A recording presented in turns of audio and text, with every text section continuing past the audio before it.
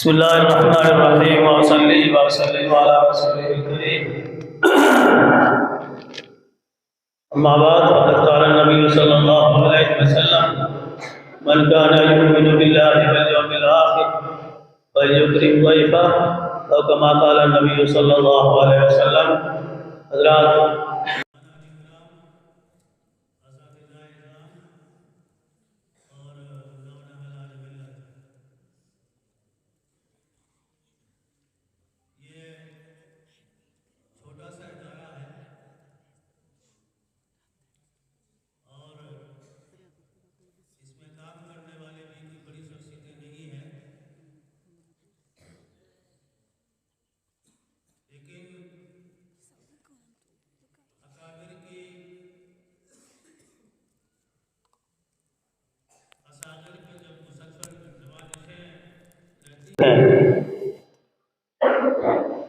اور خردوں پہ جب کرم فرمائیاں رہتی ہے تو چھوٹا کام بھی بڑا ہو جاتا ہے۔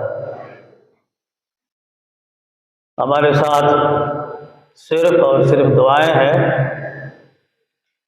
اور جتنے بھی کارکنان ہیں ان سب کا خلوص ہے کہ جس سے جب بھی اس طرح کے پروگرام میں باہر سے مہمان آتے ہیں تو ہماری اچھی حوصلہ افزائی فرما کے جاتے ہیں۔ ہم چاہتے ہیں کہ ہماری کمزوریاں بھی ہمارے سامنے آنی چاہیے، اور ہم سراپا تقصیر ہیں، کمزوریاں ہی کمزوریاں ہیں، لیکن آنے والے لوگ کمزوریاں بیان نہیں کرتے ہیں۔ ہمیں اپنی کمزوریوں کو دیکھنا چاہیے۔ آپ لوگوں نے اچھا مظاہرہ کیا، ہمیشہ آپ مظاہرہ کرتے آئے ماشاءاللہ، اور 2-3 طالب علم ایسے ہیں کہ تمام فروعات میں ماشاءاللہ آ رہے ہیں، انہیں 2 رکعت شکرانے کے نفل پڑھنے چاہیے۔ ہم دیکھتے ہیں کہ جب کوئی بچہ کسی کام میں سبقت لے جاتا ہے پھر آگے چل کر کے وہ طالب علم فیل ہو جاتا ہے۔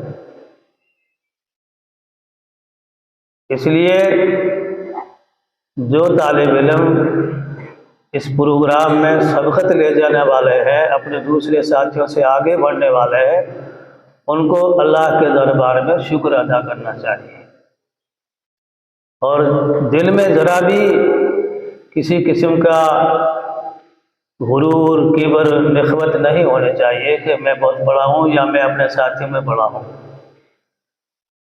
یہ تو کبھی کبھار حکم لوگ ہوتے ہیں، حالانکہ 2-3 ہوتے ہیں، لیکن پھر بھی ان کی نظر چوک جاتی ہے۔ نمبر آنے میں کسی اور کی امید ہوتی ہے، لیکن نمبر آ جاتا ہے کسی اور کا۔ میرے ذہن میں تھا کہ فلاں طالب آئے، آگے وہ نمبرات سے، اعلیٰ نمبرات سے کامیاب ہوں گے، لیکن وہ نہیں آئے۔ یہ تو حکم لوگوں کا ان کی نظر ہے، اور جو حکمیت کی فرائض انجام دیتے ہیں وہ انصاف کے ساتھ کرتے ہیں۔ اس لیے یہ تو اللہ کا شکر ہے کہ ہمارا نمبر آیا۔ جو حضرات دور دراز کے مدارس سے، یہاں کے قرب و جوار کے مدارس، اور خاص طور سے الور یہاں سے تقریباً 700 کلومیٹر ہے، وہاں سے مفتی صاحب کافی سال پہلے بھی تشریف لائے تھے، اور ان کے ساتھ تھے میرے ساتھی مولانا جو ترانہ، آپ لوگ ترانہ نہیں پڑھواتے ہو پروگرام میں، ہاں یونس صاحب، لیکن ترانہ پڑھواتے نہیں آپ لوگ۔ کل جو پروگرام ہے، پرسوں پروگرام میں ترانہ ضرور پڑھوانا ہے۔ مدرسے کا بہت لمبا چوڑا انہوں نے ترانہ لکھا ہے، اور لکھتے ہی جا رہے تھے۔ وہ کہہ رہے میری طبیعت ساتھ نہیں دے رہی، میں نے بتایا اور آگے لکھتا جاتا۔ دارالعلوم دیوبند کا بہترین ترانہ پیش کیا حضرت مولانا سید ارشد مدنی دامت برکاتہم کی خدمت میں۔